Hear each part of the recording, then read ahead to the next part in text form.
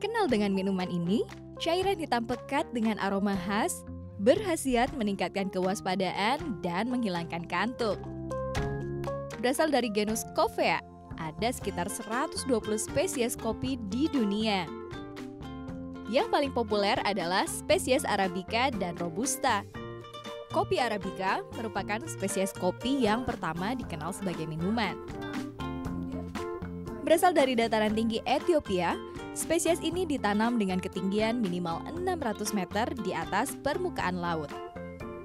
Kopi Robusta berasal dari lembah Sungai Kongo. Spesies ini bisa ditanam di ketinggian yang lebih rendah. Kandungan kafein dan rasa yang berbeda membuat kopi Arabica lebih mendominasi produksi kopi dunia. 70-80% produksi kopi dunia adalah kopi Arabica. Sedangkan kopi Robusta hanya 20-30%. Jadi kita bisa membedakan dari bentuknya, bentuk fisik, kemudian dari cita rasa. Kalau dari cita rasa, yang paling mudah membedakan antara Arabica, Robusta dengan Liberica adalah kalau Robusta itu rasanya pahit. Kalau Arabica itu acid. Kemudian kalau yang Liberica itu kalau Liberica itu fermented. Cara pengolahan buah kopi menentukan kualitas biji kopi. Hanya buah kopi yang telah matang sempurna yang boleh dipetik. Selanjutnya buah kopi dikupas, difermentasi, dan dijemur hingga kering. Ada satu jenis kopi yang dinamakan sesuai dengan proses pengolahan buah kopinya. Kopi luwak merupakan biji kopi hasil proses pencernaan luwak.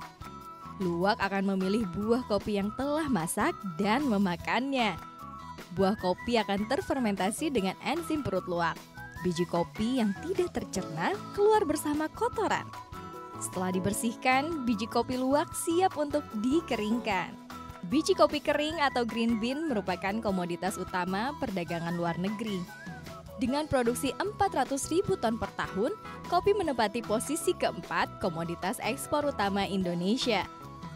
Dan memang dulu orang selalu bilang Arabica. Memang Arabica itu lebih sebagai specialty kopi kita. Karena memang kopi-kopi kita di Indonesia ini kopi bagus, sehingga specialty dibeli sama orang asing. Tapi Robusta tidak kalah pentingnya, karena memang Robusta itu menghasilkan suatu body di dalam kopi. Jadi strongnya kopi di kopi itu adalah Robusta. Jadi mereka juga, jadi di Indonesia berapapun yang keluar akan dibeli oleh orang asing.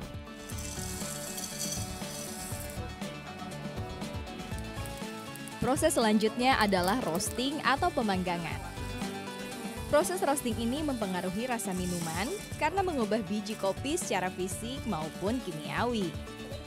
Merosting itu ada beberapa faktor yang mempengaruhinya.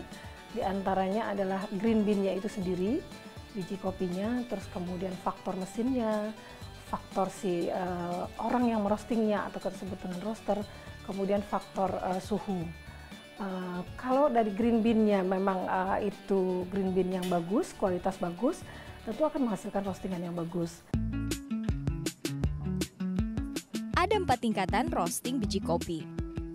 Light, medium, medium to dark, dan dark roast. Tiap tingkat pemanggangan memerlukan temperatur oven yang berbeda.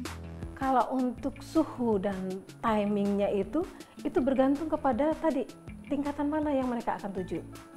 Ada yang mereka akan menghentikan itu di suhu 210. Ada yang mereka mau menghentikan di suhu 200 derajat Celcius. Ada yang ingin menghentikan di 195. Itu tergantung mereka mau menghasilkan yang mana, yang light roast, medium to dark. Reputasi kopi Indonesia tidak bisa dianggap enteng. Sebagai pengekspor kopi terbesar keempat di dunia, kopi produksi Indonesia memiliki penggemar di berbagai negara. Hal ini yang menjadikan sebuah kedai kopi di kawasan Jakarta Selatan memilih biji kopi dari berbagai penjuru tanah air sebagai bahan utama racikannya.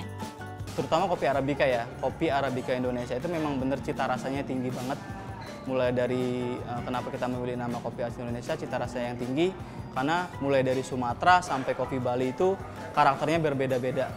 Sumatera karakternya tobacco, terus Bali karakternya orange peel dengan tingkat keasaman yang tinggi, terus kopi Papua Wamena karakter rasanya sweet gitu kan, benar-benar fruity, aroma buah, dan Flores berkarakter aroma citrus gitu. Jadi dari karakter-karakter kopi itu yang membuat kita tuh specialty coffee dan logonya kopi asli Indonesia.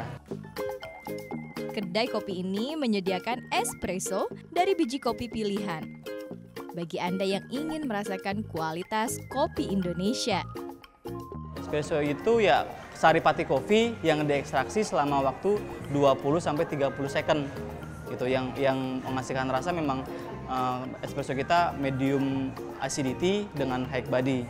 Yang kopi yang digunakan Sumatra Mandailing dengan Aceh Gayo di mix.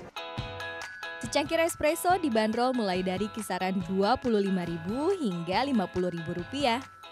Selain espresso, tersedia pula lebih dari 20 varian racikan kopi yang disajikan panas maupun dingin.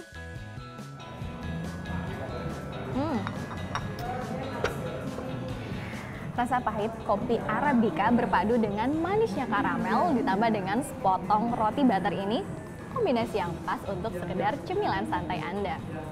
Di dalam secangkir kreasi kopi ini terdapat cita rasa kopi asli Indonesia. Selain meningkatkan kewaspadaan dan mengurangi kantuk, berbagai kandungan dalam kopi bagus untuk kesehatan selama dikonsumsi dengan tepat. Kopi itu sebetulnya yang dari biji kopi ya, itu adalah produk alami. Silahkan boleh mengkonsumsi minum kopi, malahan ada patokannya ya sampai 5 cangkir masih oke gitu kan ya. Kemudian kopi itu sebaiknya memang pada wanita hamil dibatasi ya. Kemudian kopi itu punya sifat yang baik sebetulnya sebagai antioksidan, bukan hanya stimulansia susunan saraf pusat karena dia mengandung polifenol. Selain diminum, ternyata kopi juga bisa digunakan untuk perawatan tubuh. Sebuah tempat perawatan tubuh di kawasan Kebayoran Baru, Jakarta Selatan menawarkan paket Men Espresso Treatment.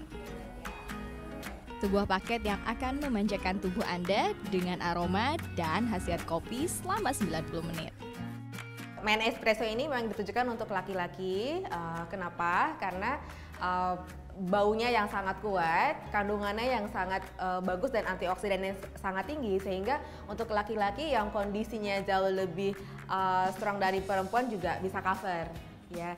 Tetapi karena kandungannya yang alami dan semua yang kita pakai juga memang alami, sehingga untuk perempuan juga nggak jadi soal untuk dipakai gitu. Jadi tidak ada efek samping untuk para perempuan untuk menggunakan treatment ini. Kopi dipilih karena mengandung zat yang bermanfaat bagi kulit. Antioksidan berupa flavonoid dan polifenol berfungsi mencegah radikal bebas yang menyebabkan efek penuaan dini.